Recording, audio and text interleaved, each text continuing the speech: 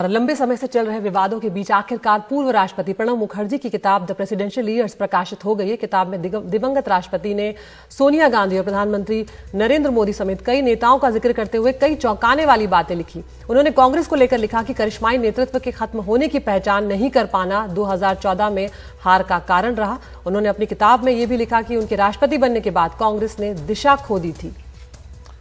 प्रधानमंत्री नरेंद्र मोदी को भी लेकर उन्होंने कई बात लिखी है। संकेत उपाध्याय हैं हमारे साथ हमारे वरिष्ठ सहयोगी, उनके पास चलते हैं। संकेत, अगर इस किताब को लेकर जो पहले विवाद हुआ था बेटे और बेटी में, वो हम सब लोग जानते हैं। जरा किताब का जो क्रक्स है, जो अंदर जो महत्वपूर्ण बातें हैं, जरा उस पर रोशनी डालिए दर्शकों के लिए।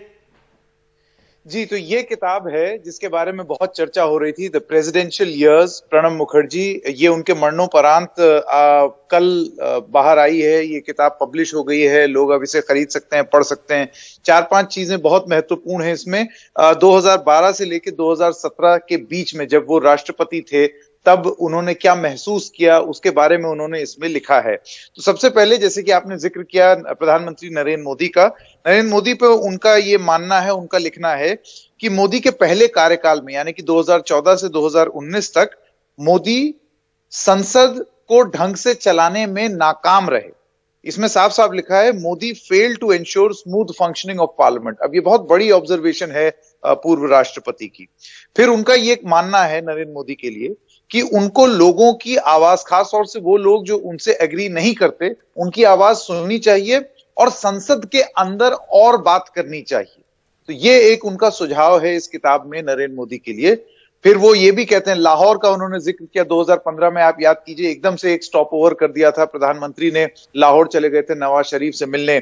उस पर पूर्व राष्ट्रपति कहते हैं कि वो करना अननेसेसरी और अनकॉल्ड फॉर, यानी कि वो जरूरी नहीं था, बेमतलब था। ये इस किताब में लिखा है नरेंद्र मोदी के लिए। अब कांग्रेस पर आते हैं, जैसे कि अभी थोड़ी देर पहले आप बात कर रहे थे। कांग्रेस पर उनका यह मानना है कि 2012 जब वो राष्ट्रपति बने, उसके बाद कांग्रेस अपनी दशा और दिशा दोनों भूल गई, लाइन लेंथ बिगड़ गई कांग्रेस पार्टी की।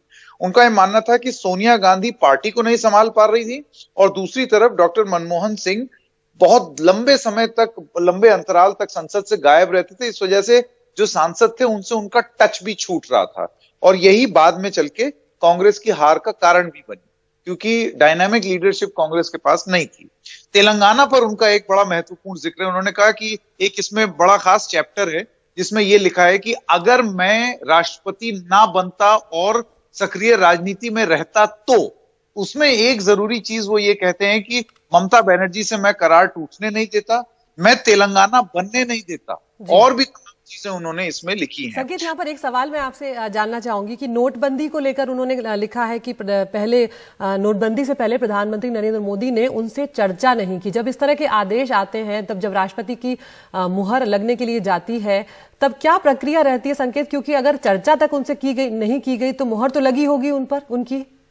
हाँ, तो ये एक महत्वपूर्ण सवाल है। इस पर डिमोनेटाइजेशन यानी कि नोटबंदी पर प्रणब मुखर्जी अपनी इस किताब में एक चैप्टर है जिसमें लिखते हैं कि मोदी ने मुझसे पहले मुझे पहले जानकारी नहीं थी कि ऐसा कोई फैसला होने जा रहा है। हालांकि ये फैसला लेने के बाद मोदी मेरे पास आए और उन्होंने समझाया कि किस कारण की वजह से उन्होंने नोटबंदी जैसा फैसला लिया है। लेकिन किताब में नोटबंदी के चलते मोदी का प्रणब मुखर्जी के पास ना आना, ये कोई किसी विवाद के संदर्भ में नहीं बोला गया है। उनका बस ये मानना है कि इस मामले को शांत रखा गया, क्योंकि नोटबंदी जैसा काम, अगर आपको उसका पर्पस अचीव करना है, जो कि हुआ नहीं हुआ, ये विवाद का, ये बातचीत का विषय है, लेकिन ऐसा फैसला लेने का असली मकसद जो भी हो, लेकिन ये फैसला लिया इसी तरीके से जाता है जैसे कि मोदी ने लिया, तो उसमें सीक्रेसी होनी जरूरी है। तो ऐसा नहीं है कि वो नोटबंदी की आलोचना कर रहे हैं। तो संकेत, जो आपने जिस तरह से चर्चा की उससे साफ होता है कि ये किताब आप पढ़ चुके हैं, तो हम लोग आपसे बोरो करना चाहेंगे ताकि खरीदना ना पड़े। एक चीज मैं आपको और शारिक जल्दी से बता दूं, वो ये है कि मोदी के और उनके जो विश्व के जो दोस्तों से, जो जिसको हर किसी को वो कहते हैं कि ये मेरा पर्सनल फ्रेंड है, इस चीज पर बड़ा उन्होंने जिक्र किया। उन्होंने बोला है कि मैं व्यक्तिगत रूप से, यानी कि प्रणब मुखर्जी व्यक्तिगत रूप से पर्सनल फ्रेंडशिप में विश्वास नहीं रखते।